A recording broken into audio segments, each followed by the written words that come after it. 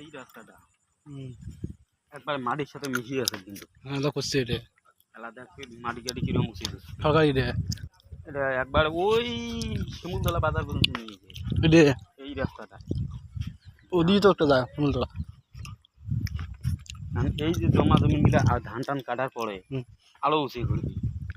কান্টির মাটি নাকি কিসের মাটি হয় হুম এগুলো কাটবি। কম বাড়ি হয়েছে মানুষ চলাফেরি করবেন না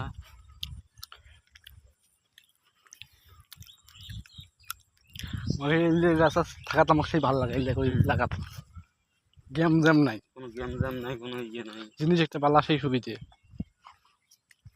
মনোরম পরিবেশ নয়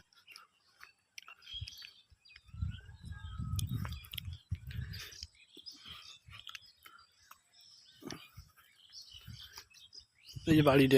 বাড়িটা কত সুন্দর পানি উঠবে একটু এটা স্বাভাবিক পানি অনেকবে সারা বছর তো আর পানি থাকবে নয় কি কন পানি থাকবে যাস